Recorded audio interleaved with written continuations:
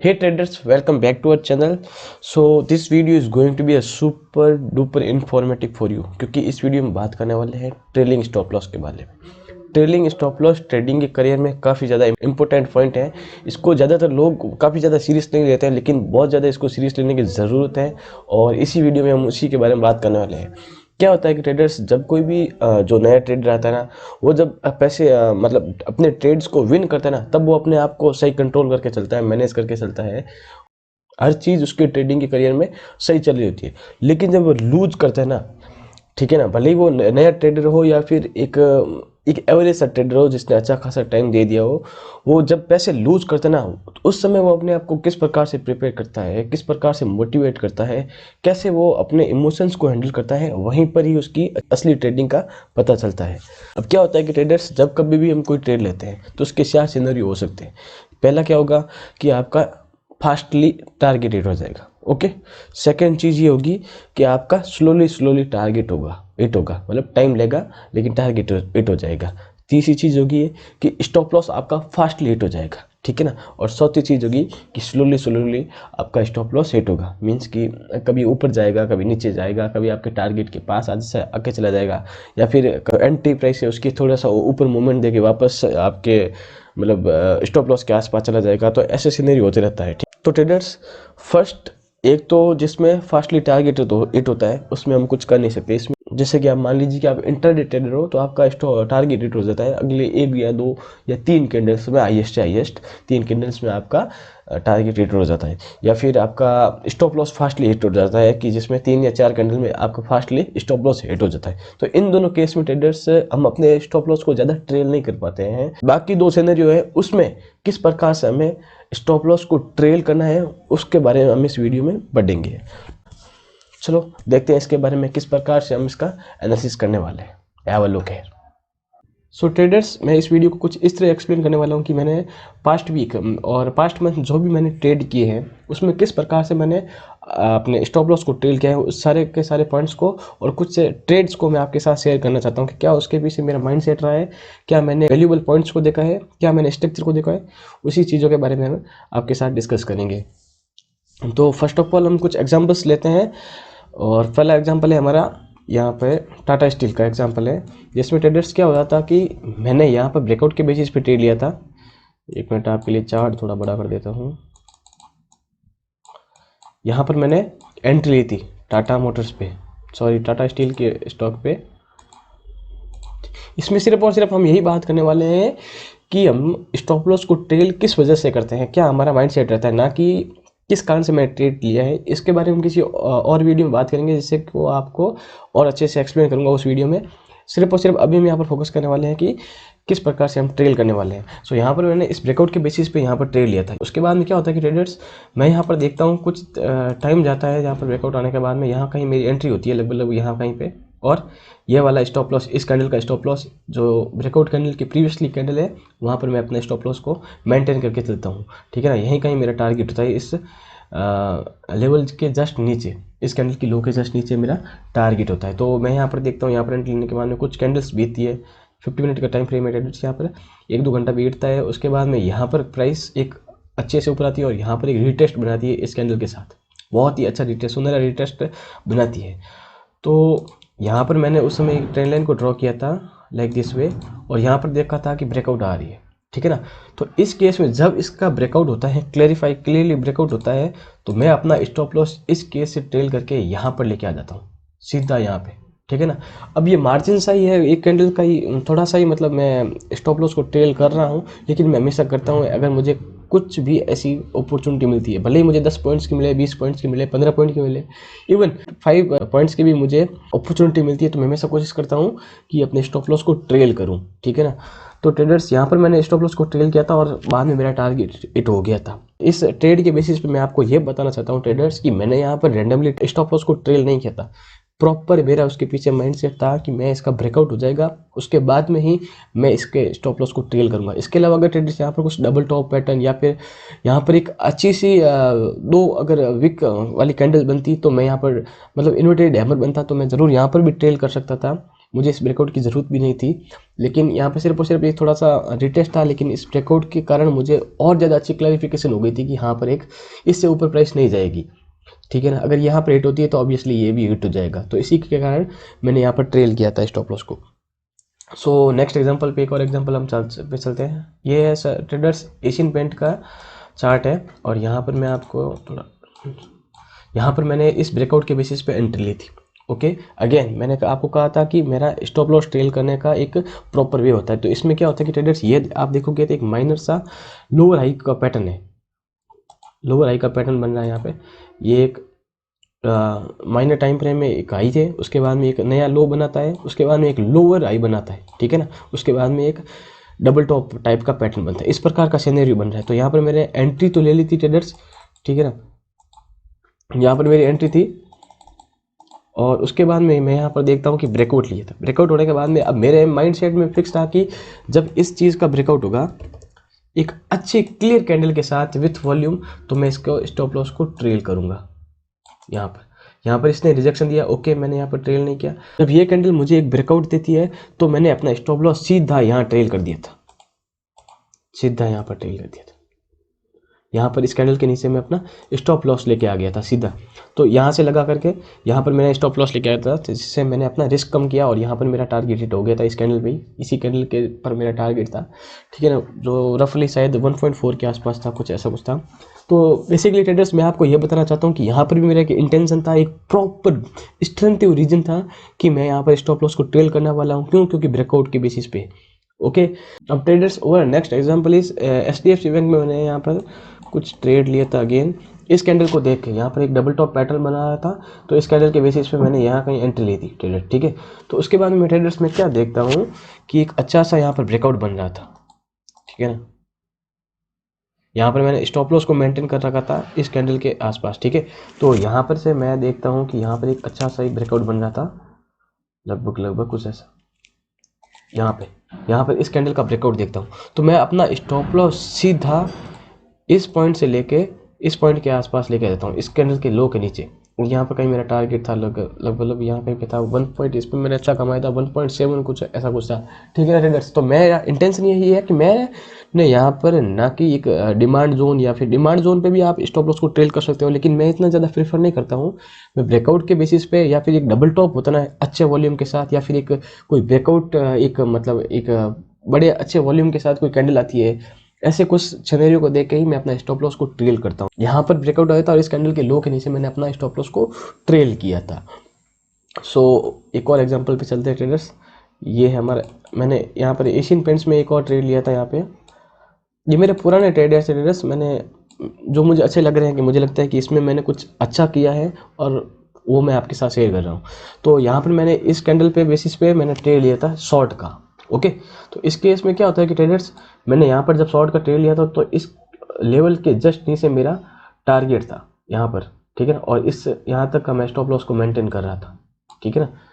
तो क्या होता है कि ट्रेडर्स, यहाँ पर मेरा टारगेट रेट नहीं होता है, और अगेन उसके बाद में मैं देखता हूँ कि ये कैंडल है जो बहुत ही ज़्यादा परफेक्टली वर्क कर रही है। यहाँ पर रिटेस्ट है, आप देखोगे ट्रेडर्स, तो बहुत ज़्यादा अच्छा रिटेस्ट है। यहाँ पर मुझे वॉल्यूम भी शायद अच्छा मिला था, एक मिनट वॉल्यूम देखता हूँ मैं। तो वॉल्यूम आप देखोगे ट्रेडर्स, यहाँ पर एक ठीक ठाक वॉल्यूम मिला था, मतलब अच्छा तो नहीं कह सकते आप, एक ठीक ठाक वैल्यू मिला था, लेकिन जो कैंडल का स्ट्रक्चर था ना ट्रेडर्स, वो काफ़ी ज़्यादा अच्छा था। तो इसके कारण मैंने इसको स्टॉप लॉस को यहाँ पर ट्रेल किया था, ठीक है ना। लेकिन यहाँ अनफॉर्चुनेटली मेरा टारगेट हिट नहीं हुआ, थोड़े से मार्जिन से रह गया था और मेरा स्टॉप लॉस हिट हो गया था। लेकिन मेरा ये डिसीजन था ना ट्रेडर्स, ये काफ़ी ज़्यादा अच्छा था। इसमें एक और चीज़ मैं ट्रेडर्स देख रहा था कि अगर यहाँ पर मेरा ब्रेकआउट भी हो गया था, यहाँ पर आप देखोगे इस केस में यहाँ पर ब्रेकआउट भी हो गया था, ये अगेंस्ट में ब्रेकआउट था, अगेन ये अगेंस्ट में ब्रेकआउट था, तो इसीलिए मैंने स्टॉप लॉस को यहाँ पर ट्रेल करके रख दिया था, क्योंकि मुझे पता था कि अगर ब्रेकआउट अगेंस्ट में मेरा ब्रेकआउट आया है तो शायद प्राइस एक अच्छा मूव देगी और कोई वर्थ नहीं होगा स्टॉप लॉस को यहीं पर रखने का। तो ये मेरी माइंड सेट था ट्रेलिंग स्टॉप लॉस के रिगार्डिंग। चलो ट्रेडर्स, कुछ और एग्जाम्पल्स को देखते हैं। अब ये SBI का 4 ट्रेडर्स, और मैंने यहाँ पर एंट्री ली थी इस ब्रेकआउट के बेसिस पे। आप देख सकते हो इस कैंडल के ब्रेकआउट के बेसिस पे ट्रेड लिया था, और लगभग एंट्री मेरी यहाँ कहीं भी थी, थोड़ी सी बार्गेनिंग के आसपास थी, लेकिन मेरा टारगेट यहाँ कहीं भी था ट्रेडर्स। तो क्या होता है कि जब मैं यहाँ एंट्री लेता हूँ ना, तो मैं देखता हूँ कि प्राइस अच्छा खासा कंसोलिडेट कर रही है और रिटेस्ट की तरफ आ रही थी। इस यहाँ पर मेरा ब्रेकआउट टारगेट नहीं हुआ था, कुछ मार्जिन से रह गया था, यहाँ पर कहीं आया था। यहाँ मैंने बहुत ही ज़्यादा पेशेंस के साथ वेट किया था और मतलब मैं फ्रस्ट्रेटेड हो गया था, लेकिन स्टिल मैं इंटैक्ट रहा अपने स्टॉप लॉस के साथ। तो मुझे काफ़ी अच्छा रिवॉर्ड मिला, अंत में जाके मेरा टारगेट हुआ। इस ट्रेड को मुझे एक दिन ज़्यादा लगा था। 3 तारीख को मैंने लिया था और 6 तारीख को मीन्स कि 2 ऑफ आ गए थे डे, तो उसके बाद मेरा टारगेट हिट हुआ था। तो बेसिकली ट्रेडर्स क्या होता है कि यहाँ पर मैं आप देख सकते हो कि यहाँ मेरा एक रिकॉर्ड के बेसिस पे ट्रेड लिया था और यहाँ पे एक रिटेस्ट बना था, काफ़ी ज़्यादा अच्छे तरीके से इसने रिटेस्ट बनाया था। तो जब ये रिटेस्ट बनाया था, एक अच्छी सा इवनिंग स्टार शायद इसे कह सकते हैं, ठीक है ना। तो यहाँ पर जब प्राइस इसने यहाँ पर एक क्लियर सा पैटर्न बनाया था, उसके बाद मैंने स्टॉप लॉस यहाँ से लेकर सीधा यहाँ पर आ गया था इस स्टॉप लॉस के साथ, ठीक है ना। और उसके बाद मेरा टारगेट हिट हो गया था यहाँ पर। एक बार फिर मैंने यहाँ पर कोशिश की थी कि अपने स्टॉप लॉस को यहाँ पर ट्रेल करो, लेकिन मैंने नहीं किया था क्योंकि मुझे अच्छा पैटर्न मिला नहीं था। यहाँ पर आप देखोगे तो यहाँ पर ब्रेकआउट था, लेकिन ब्रेकआउट का भी अच्छा नहीं था, यहाँ वीक के साथ क्या था, यहाँ पर भी 2 बार रिजेक्शन दे चुका था। तो मैं कॉन्फिडेंट नहीं था इस यहाँ पर ट्रेल करने के लिए, इसलिए मैंने यहीं तक की इंटैक्ट रखा था। जब इस कैंडल ने यहाँ पर ब्रेकआउट दे दिया था, नेक्स्ट कैंडल ने शायद इस कैंडल में मेरा टारगेट बीट हो गया था, लेकिन जब यहाँ पर ये कैंडल बनाई थी ना, तो उस समय मैंने अपने स्टॉप लॉस को ट्रेल यहाँ पर कर दिया था, ठीक है ना। ये मेरा माइंडसेट था जब मैंने ये ट्रेड लिया था। तो नेक्स्ट अगर एक एग्जांपल पे चले ट्रेडर्स, तो मैंने अगेन यहाँ पे एंट्री ली थी। यहाँ पर आप देखोगे यहाँ पर मेरी एंट्री थी कुछ, यहाँ पर ट्रेडर्स मैंने इस ब्रेकआउट पे बेसिस पे यहाँ पर देखा था, तो यहाँ पर मेरी एंट्री थी और स्टॉप लॉस इस कैंडल का आई था। देख सकते हो कि कितने 5 से मेरा स्टॉप लॉस हिट होते होते बचा था यहाँ पर से। और उसके बाद में यहाँ पर प्राइस ने मूवमेंट दी थी, लेकिन मैं यहाँ पर आउट हो गया था क्योंकि 3 बज चुकी थी और मुझे अपनी पोजीशन को आउट करनी, तो मैंने शायद न्यूट्रली आउट किया था। लेकिन फिर भी मैं आपको ये इसलिए बता रहा हूँ क्योंकि यहाँ पर मेरा कन्विक्शन कंप्लीटली राइट निकला और मैंने यहाँ पर स्टॉप लॉस को अगर मैं होता तो ट्रेल करता यहाँ पर। बेसिकली मैंने किया नहीं था क्योंकि डे ऑफ हो गया था, 3 बज चुकी थी, तो मैंने अपने पोजीशन को सेम प्राइस के आसपास कुछ ऐसी थी, सेम प्राइस के साथ मैंने निकाल दिया था। लेकिन यहाँ पर देख सकते हो कि जो ये कैंडल थी ना, यहाँ पर मैं अपना स्टॉप लॉस को ट्रेल करता क्योंकि ये काफ़ी अच्छा सा पैटर्न बना रहा है। बेसिकली ट्रेडर्स मैं कोई ना कोई रीजन होता है ना, उसी समय ही अपने स्टॉप लॉस को ट्रेल करता हूँ। 1-2 एग्जाम्पल और ले लेते हैं ट्रेडर्स। यहाँ पर आप देखोगे, यहाँ पे आप ऐसा नहीं कि ट्रेडर्स मैं कोई भी ट्रेड ले रहा हूँ तो मैं स्टॉप लॉस ट्रेल कर रहा हूँ तो हर बार मेरा टारगेट हिट हो रहा है, कुछ में मेरा स्टॉप लॉस भी होता है हिट। जैसे कि इस केस में भी आप देखोगे तो यहाँ पर इस कैंडल ने ब्रेकआउट दिया था, ओके, और उसके बाद में यहाँ पर मेरा रिटेस्ट आया था। लेकिन क्या होता है कि ट्रेडर्स इस कैंडल का जो ब्रेकआउट है ना, वो काफ़ी ज़्यादा, मतलब यहाँ पर ब्रेकआउट कैंडल ये ट्रेल ने बहुत ज़्यादा पास में ही कैंडल का क्लोज आया था, तो मैं बहुत ज़्यादा कॉन्फिडेंट नहीं था इसके ब्रेकआउट को लेकर। लेकिन स्टिल मैंने ट्रेड लिया था क्योंकि वॉल्यूम अच्छा था शायद इस केस में। 1 मिनट में वॉल्यूम एक बार क्रॉस चेक कर लेता हूँ। इस केस में शायद वॉल्यूम काफ़ी अच्छा था, तो इसके कारण यस बहुत ज़्यादा अच्छा वॉल्यूम मिला था मुझे, तो इसी कारण मैंने एंट्री ले ली थी। उसके बाद में ये कैंडल बनी थी, ये कैंडल बनी, फिर ये कैंडल बनी थी और इस कैंडल पे मैंने अपना स्टॉप लॉस ट्रेल किया था। यहाँ पे इस कैंडल पे स्टॉप लॉस था, सेकेंड कैंडल पे, और यहाँ पर मैंने देखता हूँ कि 1, 2 और 3 बार कैंडल ट्राई करती है कि ये एक अच्छा सा मतलब वापस क्लोजिंग ऊपर देने के लिए, लेकिन ये तीनों बार ये रिजेक्शन फेस करती है। तो इसके बाद में जब मैंने ये तीनों चीज़ देखी तो यहाँ पर मैंने स्टॉप लॉस ट्रेल किया इस कैंडल के हाई पे, ठीक है ना।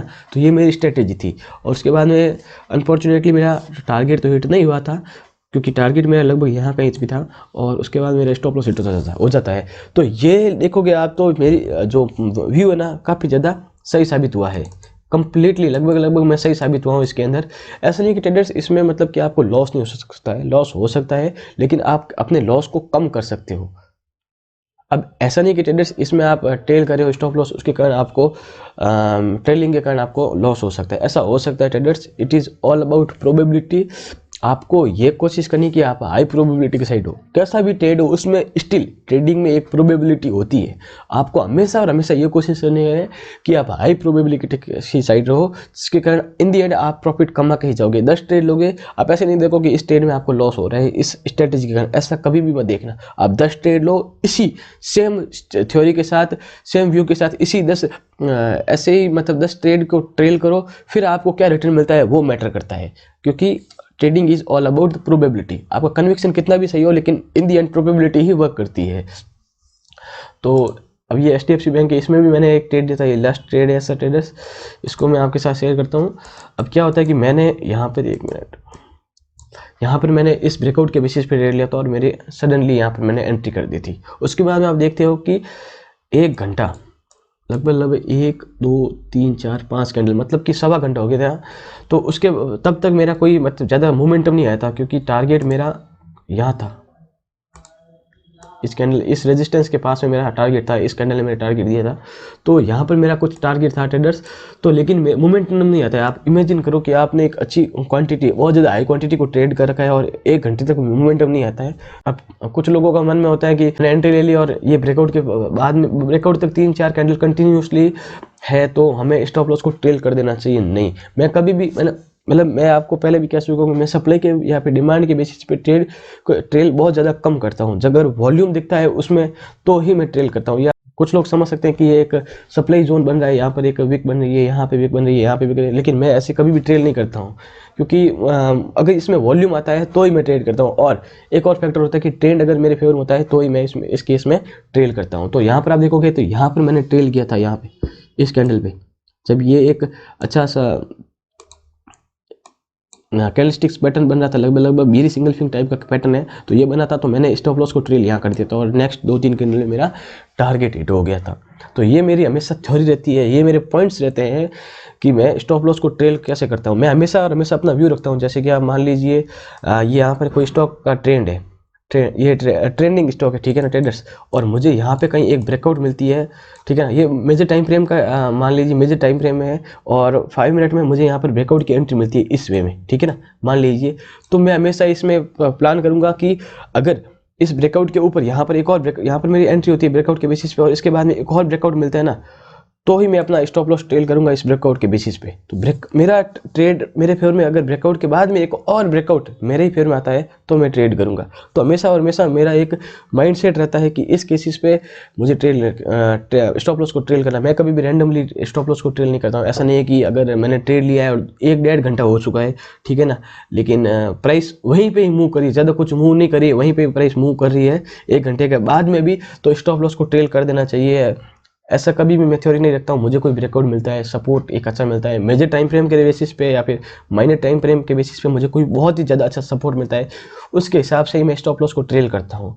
और इसमें कुछ ट्रेड्स हैं जो मैंने आपके साथ शेयर किए हैं कि मैंने किस प्रकार से पास्ट वीक और पास्ट मंथ मैंने किस हिसाब से मैंने स्टॉप लॉस को ट्रेल किया, सारे मैंने आपके साथ शेयर किए हैं। तो ये मेरा व्यू था stop loss, trailing stop loss के रिगार्डिंग। अगर ट्रेडर्स आपको पसंद आया तो प्लीज़ लाइक कर देना इस वीडियो को, and have a great day, happy trading traders, thanks for watching.